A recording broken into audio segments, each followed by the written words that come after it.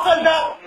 ايه اللي حصل ده؟ احنا اللي كنا ماسكين الكوره احنا اللي كنا ماسكينها، والله العظيم احنا كنا ماسكين الكوره وكنا هنجيب جول وضيعنا كور وشوقي السعيد ضيع كوره وبعد كده احمد رفعت ضيع كوره وكنا قايلين احنا انتوا عطاي ايه؟ إيه اللي دخل عطاي في الموضوع؟ طيب ايه اللي محدش قال له اتكلم دلوقتي وحسين النبي بيجري ليه؟ هو الاهلي جاب جول تاني؟ طب ما احنا اللي كنا ماسكين الكوره طيب واحنا الاهلي ما جاش الماتش والله وحياتهم يعني احنا الزمالك هو اللي كان ماسك الكوره وهو اللي كان بيباصي وهو اللي كان هيجيب الكوره دلوقتي والله الاثنين اللي كان عندي هنا ايه ده؟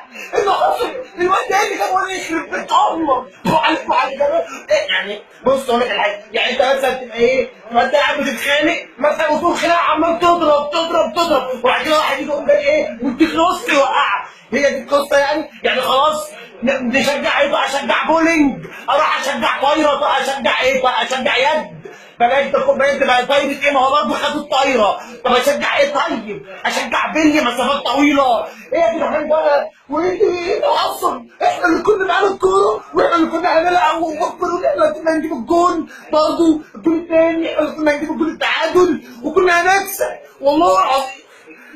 طب احنا نعمل ايه طيب؟ يعني انا هروح اشجع ايه طب دلوقتي؟ اشجع سموحه طيب ولا اعمل ايه؟ ها؟ ما اعمل ايه طب؟ انت بتتكلم ايه يا باسم؟ انت ما جيتش النهارده يا باسم اقسم بالله ما جيت يا ابني. يعني طب ايه طيب؟ فين مبادئ العدل والبتاع؟ فين؟ مفيش بقى كده مفيش خالص كده بقى سيد معوض اهو سيد معوض ومروان محسن واهو هتعمل ايه كمان؟ هتعمل ايه؟ قول لي اهو انا معاك اهو انا معاك يعني هتعمل ايه مثلا؟ كابتن ماجد انت اهو احمد رفعت اهو احمد اهو وكريم لطفي واهو هتجيب جول مثلا؟ هتجيب اهو حتى دي ما دخلتش جول حتى دي ما دخلتش جول اهي خلاص يعني هو في عمل في واحد نجس في الملعب اللعيبه دي بقى واحد نجس من الاخر.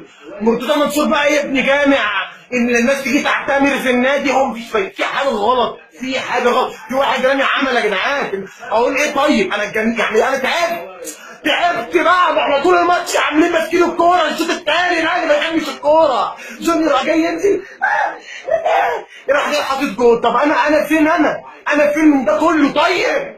انا فين؟